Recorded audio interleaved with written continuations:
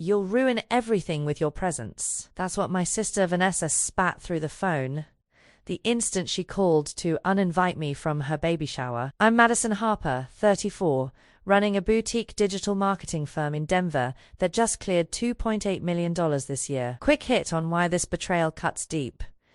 I raised Vanessa after our dad walked out when I was 16 and she was 11. Worked double shifts at Target. Took night classes. Kept her fed and dreaming. Paid her full ride to Northwestern, $180,000 covered. Bought her first car at graduation, $35,000 Honda CR-V with the bow on top. Last year, funded her Instagram perfect wedding, $75,000 for 200 guests at a vineyard outside Boulder. This morning, mid-email review, my phone lit up with her name. I answered expecting pregnancy updates.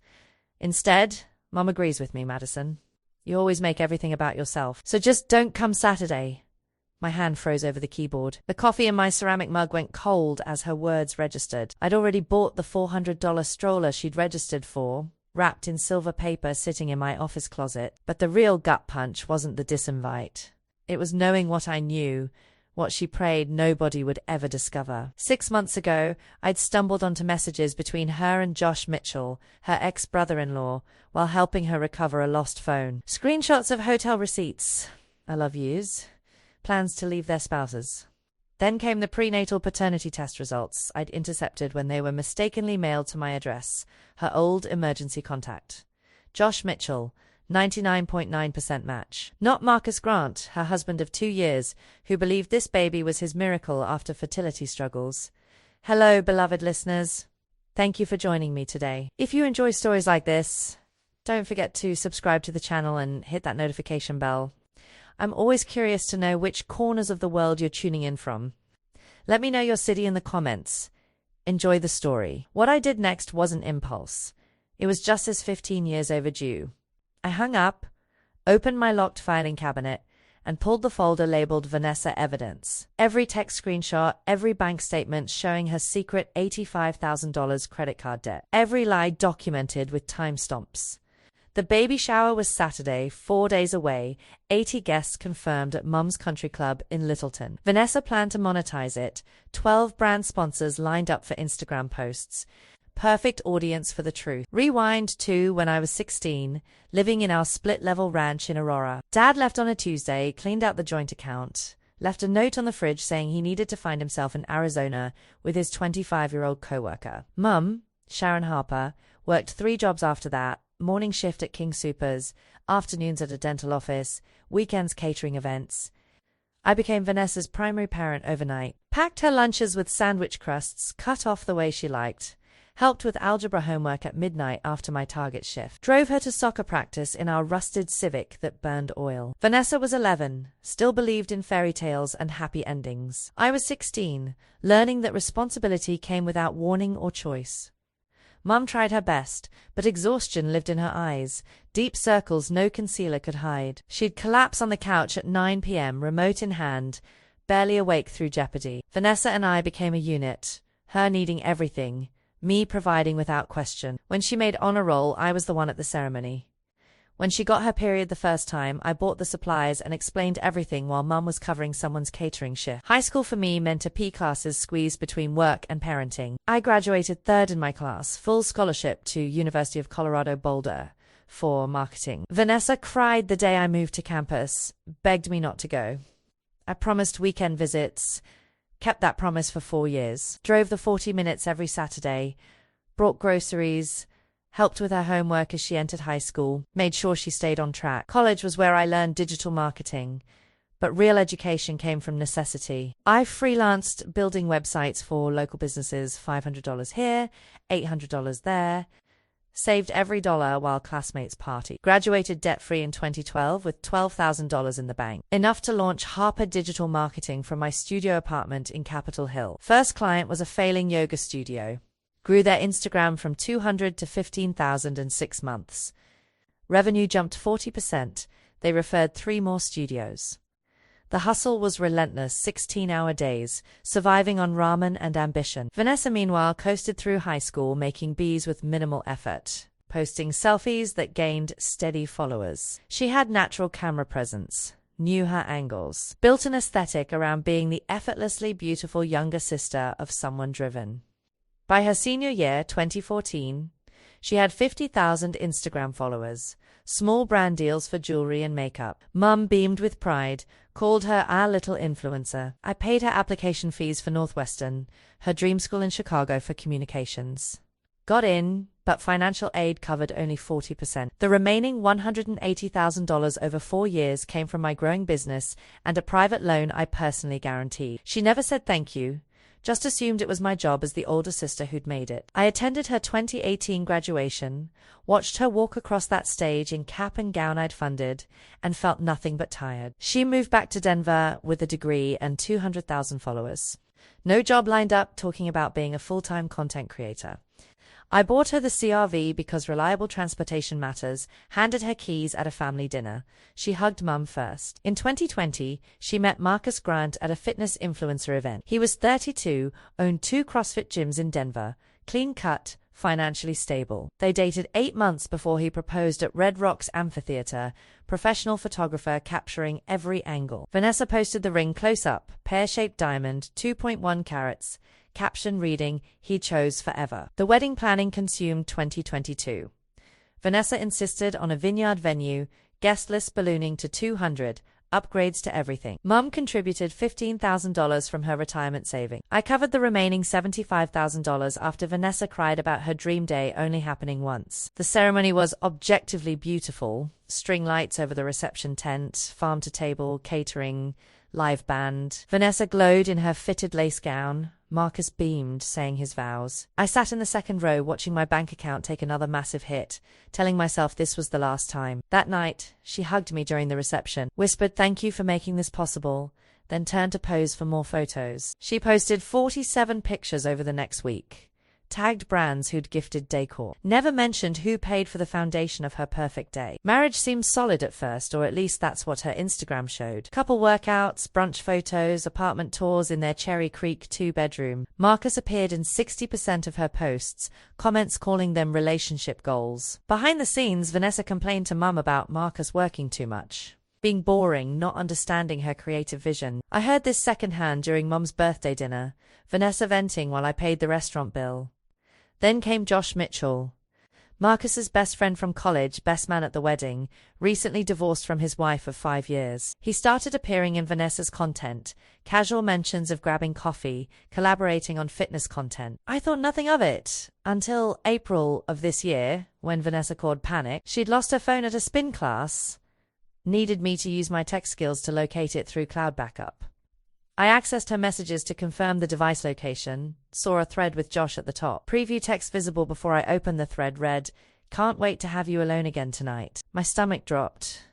I shouldn't have read further, knew it violated privacy, but something pushed me to scroll. 3 months of messages, plans to meet at his apartment when Marcus worked late, hotel receipts split between them, declarations of love mixed with guilt about the affair. The most recent exchange from that morning discussing how to leave their partners without destroying their public images. I screenshot everything, saved it to an encrypted folder, and called Vanessa saying her phone was at the gym's lost and found. She picked it up. Never knew I'd seen the evidence. For weeks, I debated what to do. Tell Marcus, confront Vanessa, do nothing and let it implode naturally. Then in June, a thick envelope arrived at my address, forwarded from Vanessa's old apartment where I'd been her emergency contact years ago. Medical records from a prenatal testing facility in Colorado Springs, 90 minutes south, where nobody would recognize her. The report detailed a prenatal paternity test, cheek swabs from alleged father Josh Mitchell, compared to fetal DNA from amniocentesis. Results: 99.9% probability of paternity. Test date was May 18th, 8 weeks into her pregnancy. She'd known since spring that Marcus wasn't the biological father, yet continued posting pregnancy announcements crediting him, accepting congratulations on their miracle baby after 2 years of trying. I made copies, stored originals in a safety deposit box, and waited. Vanessa announced the pregnancy officially in July with a carousel post, Marcus cradling her small bump, captioned about answered prayers and new chapters. The comments flooded with heart emojis and congratulations. I liked the post, said nothing, watched the lie grow. By September, she was planning the baby shower, Mum offering her country club. Guest list hitting 80 women. Vanessa secured 12 brand sponsorships, negotiating free products in exchange for posts and stories. She projected $15,000 in gifted items plus $8,000 in sponsored post revenue. The shower became less about celebrating impending motherhood and more about content creation and profit. She designed her aesthetic around blush pink and sage green, hired a professional photographer, created a custom hashtag. Then came Tuesday's phone call. I was reviewing Q3 reports, revenue up 22%. Planning year-end bonuses for my team of 18 when her name flashed. I answered, expecting shower logistics.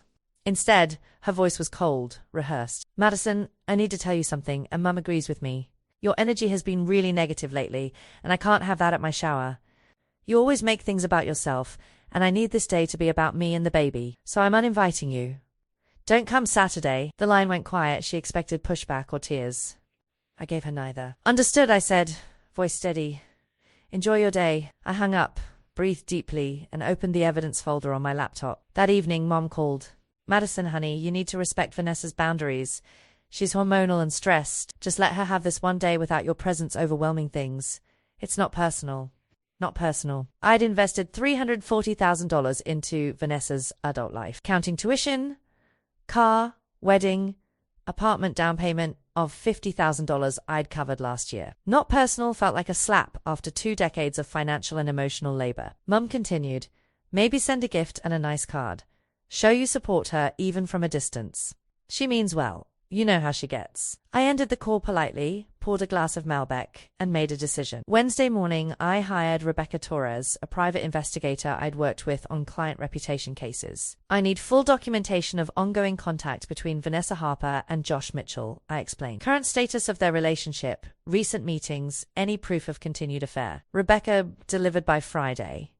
A 40-page report with time-stamped photos of them meeting at his apartment Thursday night. Marcus at his gym during the same hours. Security footage from the apartment lobby showing Vanessa's arrival at 8:47 p.m. and departure at 11:23 p.m. Friday night, I designed the presentation. Started innocently, title slide reading Celebrating Vanessa, photos of her as a child, smiling in pigtails. Slide 2 showed her high school graduation, me standing beside her holding flowers. Slide 3, college acceptance letter to Northwestern. Each slide building the narrative of a supported, loved younger sister. Then the turn, slide 8 titled The Truth Behind the Filter. First evidence screenshot, text messages between Vanessa and Josh from March planning their first hotel meet. Slide 9 showed bank statements, $85,000 in credit card debt across 4 cards. Opened using Mum's name and social security number without permission. Vanessa's signature on applications. Slide 10. Receipts from luxury purchases, designer bags, spa days, trips to Scottsdale. All charged to those fraudulent cards. Slide 11 hotel receipts from 6 different locations across Colorado. Room charges split between Josh's card and Vanessa's. Slide 12. The paternity test. Full medical letterhead. Visible. Josh Mitchell confirmed as biological father. 99.9% match. Test date May 18, 2024. Final slide. A simple message. Madison Harper has financially supported Vanessa Harper for 18 years, totaling $340,000 in direct contributions. Effective immediately, all support ends. The apartment at 2047 Monroe Street, title held by Madison Harper, will be sold within 30 days. All automatic payments, utilities, insurance, and subscriptions are cancelled today. Vanessa wanted independence from my overwhelming presence. She has it now. I saved the presentation as a PDF, loaded it onto a USB drive, packed a backup on my phone, and prepared for Saturday. That morning, I dressed carefully, grey blazer over a silk blouse, tailored pants, understated jewelry. Professional, unshakable. I drove to Littleton Country Club, arriving at 1:45 p.m., 15 minutes after the 1:30 start time. The valet took my car keys. I walked through the marble lobby carrying a large gift bag, silver tissue paper obscuring a wrapped box inside. The event space was pristine, round tables with blush linens. Sage green napkins folded into roses, balloon arch framing a throne-like chair for Vanessa. She held court in a flowing maxi dress, belly prominent at 7 months. surrounded by girlfriends cooing over miniature onesies. Mum stood near the gift table, greeting arrivals. Her face went pale when she spotted me, rushing over to intercept. "Madison, what are you doing here?" Vanessa was clear. "You weren't invited." I smiled warmly, stepped past her. "I'm just here to celebrate my sister, Mum. 5 minutes. That's all I need." I approached Vanessa, who turned mid-laugh, expression morphing from joy to fury. "You need to leave," she hissed, low enough that only nearby guests heard. "This is my day, Madison. Get out." I set the gift bag on a table, kept my voice calm and projecting just enough for the room to quiet. "I wouldn't dream of missing this, Vanessa. In fact, I prepared a special toast. Just 5 minutes to share some memories. Then I'll go." She hesitated, her influencer instinct sensing content opportunity. Cameras were everywhere, hired photographer circling, guests' phones ready. She forced a smile. "Fine. 5 minutes. Make it quick." I walked to the front, near the projector screen set up for slideshow of ultrasound photos and pregnancy journey content. I connected my laptop. The screen flickered to life. "Thank you all for being here," I began, voice steady, warm. "Vanessa is incredibly special to me. We've been through so much together, and I wanted to share that journey with you." Slide 1 appeared, young Vanessa, grinning gap-toothed. The room awed collectively. Slide 2, her high school graduation. Slide 3, Northwestern acceptance. I narrated each, highlighting my role but keeping tone sisterly supportive. Vanessa relaxed, thinking this was genuine sentiment. Mum watched nervously. Then slide 8 loaded. The truth behind the filter. Text message screenshot. Vanessa and Josh, March 14th exchange. Josh: "Can't stop thinking about Tuesday night." Vanessa: "Same." Marcus left for early meeting. Come over at 7. The room went silent, confused murmurs. I advanced slides. Narration clinical. Vanessa has been in an ongoing affair with Josh Mitchell since March of this year. These are hotel receipts from their meetings across 6 months. Slide 9, bank statements. She also opened credit cards fraudulently using our mother's identity, accumulating $85,000 in debt for personal luxuries. Mom gasped audibly, hand over mouth. Slide 10, more receipts. Slide 11, the paternity test, blown up large enough for back row guests to read. And most importantly, this baby she's celebrating today is not her husband Marcus Grant's biological child. Prenatal paternity testing confirmed Josh Mitchell as the father with 99.9% certainty. Test conducted May 18th, 3 months ago. Marcus has been lied to for the entirety of this pregnancy. Vanessa screamed, lunging toward the laptop. "I'd anticipated this." Rebecca stood from a guest chair, blocking her path. Mum rushed forward, trying to disconnect the projector, but I'd already airdropped the presentation to every iPhone in range with AirDrop enabled. 43 devices received the files simultaneously.